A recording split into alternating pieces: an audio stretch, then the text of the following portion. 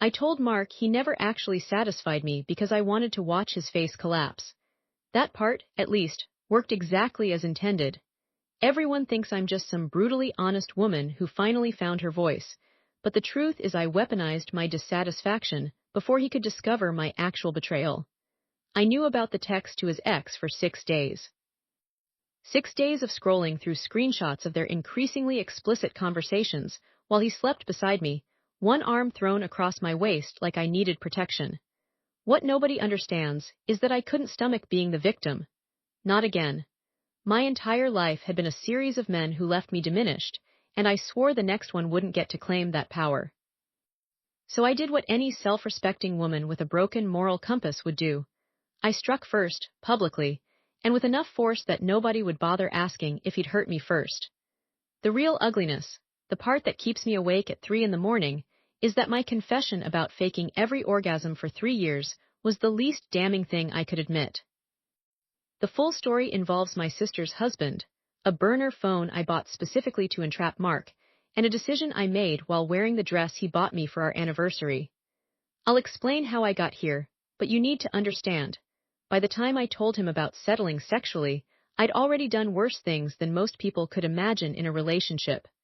I just needed him to leave thinking he was the problem. The trouble started 6 months earlier, when I found Mark's old laptop stuffed in the back of our closet. He'd told me he'd recycled it 2 years ago when we moved in together. I'd been purging our storage unit, trying to create space I didn't actually need, just to feel productive while avoiding a work deadline. The laptop still held a charge, and when I booted it up, his Facebook Messenger autologged into an account I didn't recognize. He'd been using the name Marcus West, a weirdly generic pseudonym, and the most recent conversation was with a woman named Emma B. Emma B. was Emma Brennan, his college girlfriend, the one he'd sworn he'd blocked completely after their messy 2017 breakup. The messages were 2 years old, from before we'd met, but reading them felt like swallowing glass. They'd had this entire secret relationship playing out in parallel to his public one with me, complete with explicit photos and plans to meet in hotel rooms. I took photos of the screen with my phone, my hands shaking so hard that half the images came out blurry. Then I closed the laptop and put it exactly where I'd found it. Mark came home that night with Thai food and kissed me on the temple while I stared at my computer screen, pretending to edit a document. I waited for him to shower before I texted my sister Lee found something, call me tomorrow. I didn't want to talk about it yet. I wanted to let it calcify into something useful. The next morning, while Mark was at his CrossFit class, I created a fake Instagram account using photos of a fitness influencer I found on Reddit. I called the account Samantha Wellness, filled it with aspirational quotes and smoothie bowls, and followed Mark's account. He followed back within 2 hours. By that afternoon, I'd slid into his DMs with a compliment about his deadlift form, which he'd posted about 3 weeks prior. This is where people will say I was asking for trouble, and maybe they're right. But I needed to know if the Emma B situation was a pattern or a one-time mistake. I told myself I was gathering data, like some kind of relationship scientist running an unethical experiment. I spent 3 weeks building a rapport with my own boyfriend, using a fake persona to test his loyalty. It should have been obvious what I was really doing, manufacturing a justification for something I'd already decided to do. The real escalation happened on a Tuesday. Mark had texted me that morning about our anniversary dinner, asking if I wanted him to make reservations at the Italian place where we'd had our first date. I said yes, thinking about how ironic it would be to celebrate 3 years while I was catfishing him from our couch. Then Samantha sent him a DM asking if he wanted to grab coffee. He replied that he was seeing someone, which should have been a relief, but then he added, though things have been weird lately. She's not herself. I read that message 15 times.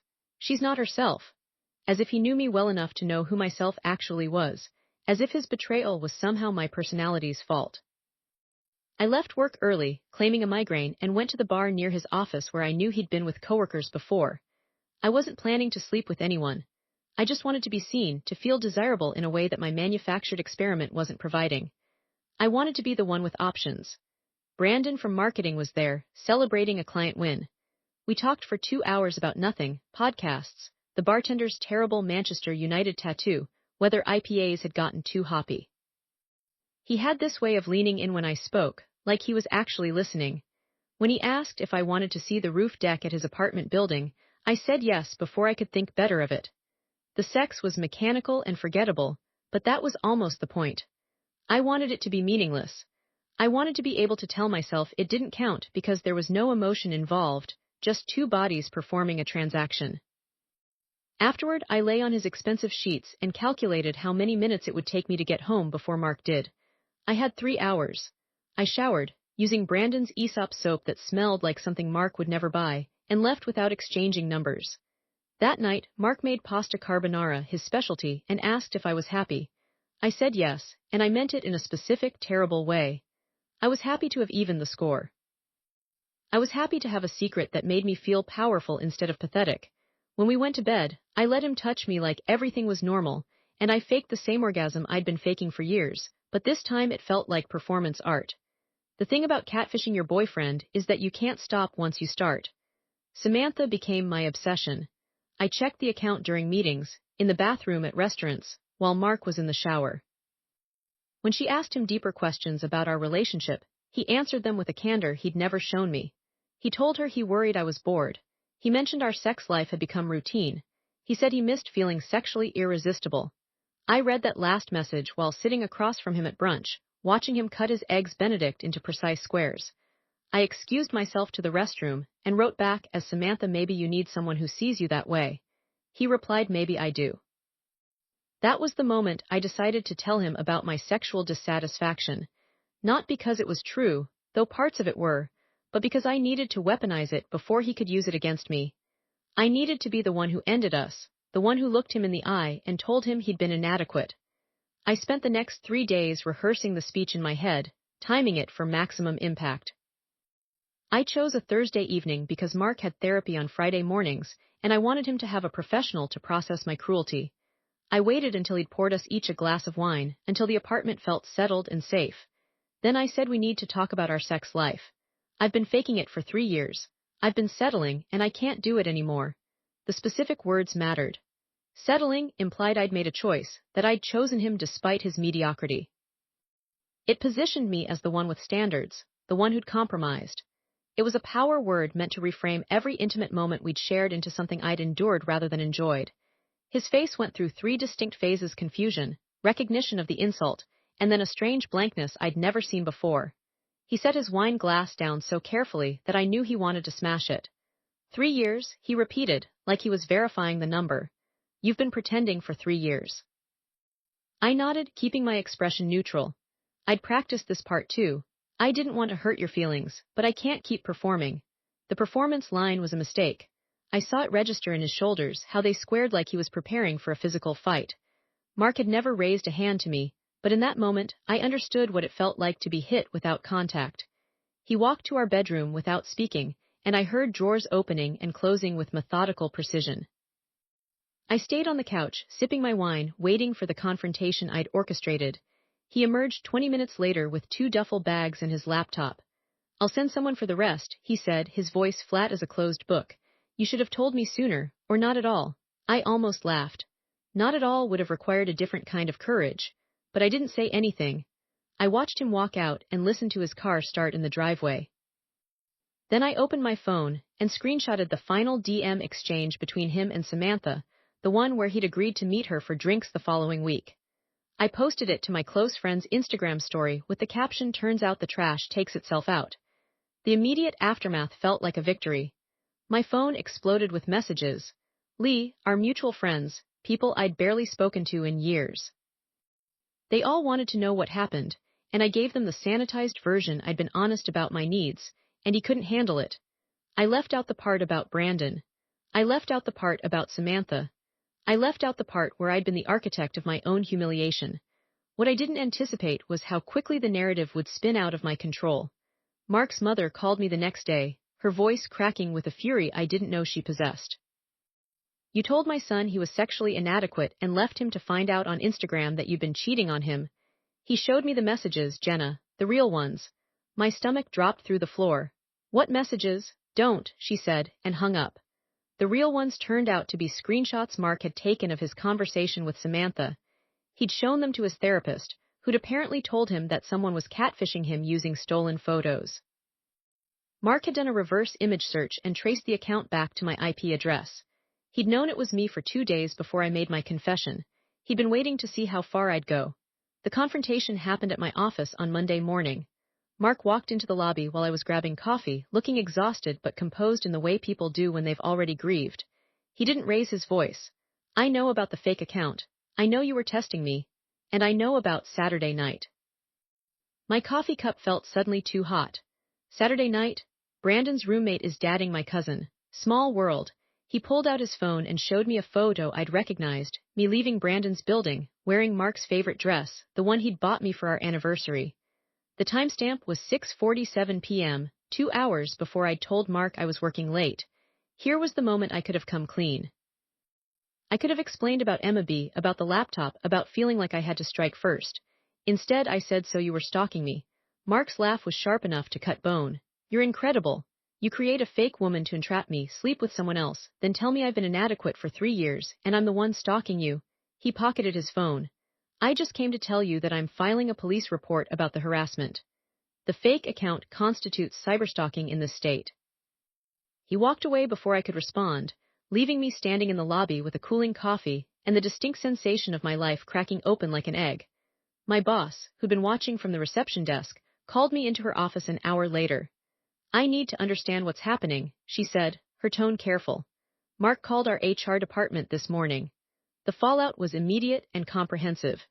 HR suspended me pending investigation into whether I'd used company resources for harassment. My close friend's story had been screenshot and shared in a group chat I wasn't in. Lee called, her voice shaking. Mom saw the post. She's demanding we have a family meeting. By Wednesday, I'd been formally terminated. By Friday, Lee had moved out of our shared apartment, saying she couldn't be associated with what I'd done. She left a note on the kitchen counter. You didn't just hurt him. You manufactured a reason to hurt him. That's not self-protection, it's pathology. I spent the weekend deleting social media accounts, blocking numbers, and drinking wine straight from the bottle while sitting on the floor where Mark's desk used to be. The apartment felt like a crime scene I'd staged myself. I kept trying to pinpoint where I'd lost control of the narrative, but the truth was I'd never had control. I just had the illusion of it, bought with manufactured evidence and preemptive strikes. What I didn't know, what I couldn't have known, was that the worst part hadn't happened yet. That would come the following Tuesday when Emma Brennan herself showed up at my door. She looked exactly like her photos, sharp-featured, confident, wearing a leather jacket that probably cost more than my monthly rent. Mark told me everything, she said, not waiting for an invitation. The fake account, the setup, the confession. He also told me why you did it. I found the laptop, I said, my voice rough from days of crying and not eating. I saw the messages between you two, from before. Emma's expression shifted from anger to something like pity. Those messages were from 2019. He kept the laptop because he was using it as evidence in a restraining order case against me. I stalked him for 8 months after they broke up. The explicit photos, I sent those unsolicited. The hotel plans, I booked them and told him where to be. He was documenting everything to build a case. The room tilted sideways. What? He showed me the fake account you created, Emma continued. I recognized the photos you used. They belonged to a friend of mine, a fitness coach in Portland. Mark figured out it was you because of the way you phrase things. She's not herself. You wrote that exact phrase in a card you gave him last year. He remembered. I sank to the floor, my legs refusing to hold me. He knew the whole time. He wanted to see how you'd play it out, Emma said. He thought maybe if you had the chance to be honest, you would be. Instead, you slept with a coworker and told him he'd been inadequate for 3 years. She crouched down, her voice dropping. The part that's going to destroy you is that he wasn't messaging me back recently. Those notifications you saw were from me creating new accounts to contact him. He was showing them to his therapist, trying to understand why I wouldn't leave him alone.